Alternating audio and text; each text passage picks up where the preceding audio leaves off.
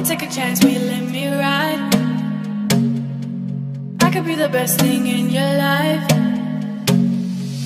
Maybe let's take a drive, take a drive. Hello guys, this is Suzette and welcome back to my channel.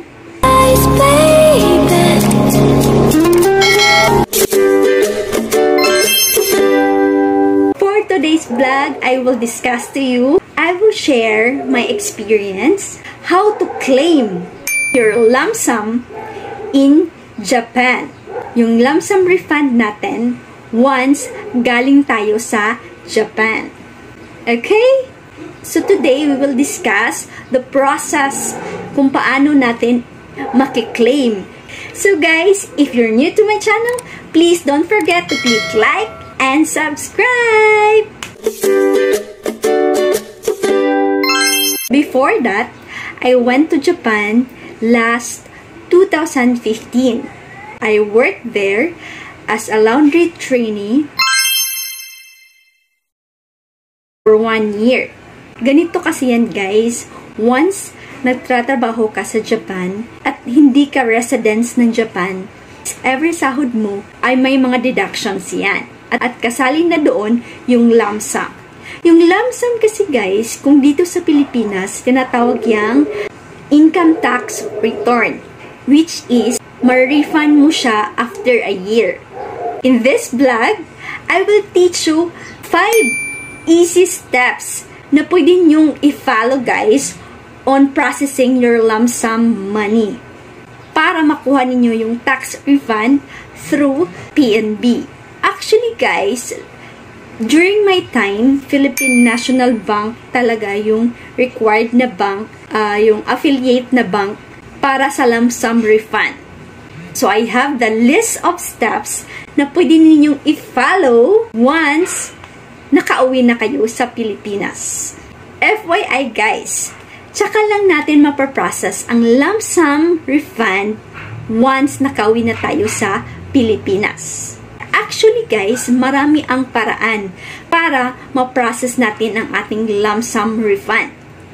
Pwede tayong makipag-coordinate sa ating agencies at sa mga senseis na nandoon sa agency para matulungan tayong ma-process ang ating lump sum refund.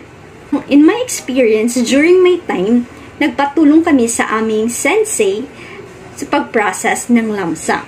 Pero may mga ibang kasamahan din kami na nahuli sa processing. So, ang ginawa nila, so take note, ginawa nila ang process na ito. So, marami tayong options, guys. It's better to be sure, okay? So, now, let's start! First, we need 5 documents. Ang 5 documents na ito ang kailangan natin para ma-process natin ang ating lump sum refund. Una, kailangan natin ng Blue Book.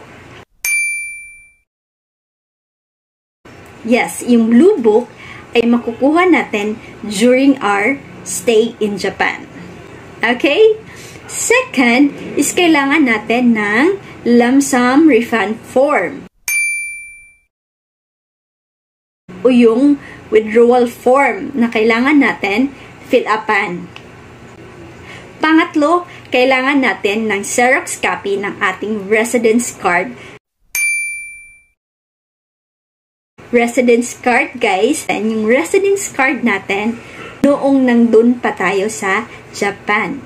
Fourth is, kailangan natin ng copy ng ating passport. Yes! But syempre, since ipapadala lang natin ito through post office, so hindi natin kailangan ng original. Xerox copy lang guys. Next is, syempre, kailangan natin ng bank details guys.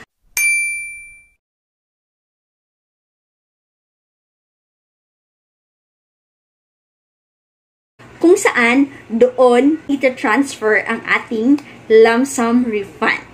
Okay? And lastly guys, syempre, kailangan natin ng address o details sa taong magpaprocess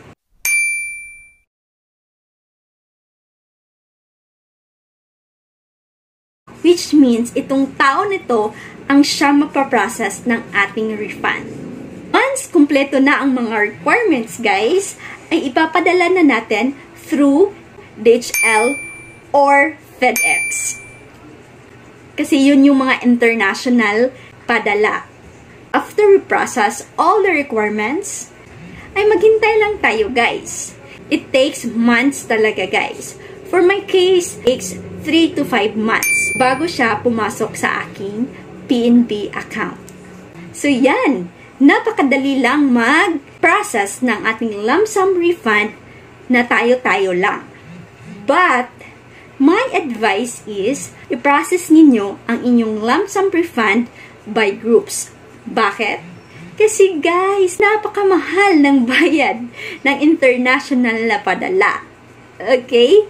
So, napakamahal. So, if marami kayong magpapadala, pwede ninyong hati-hatiin yung bayad sa pagpapadala ng ating mga documents. Unlike kung ikaw lang mag-isa, mag-process, mas mahal. Diba? So, that's it, guys! Napakadali lang, diba?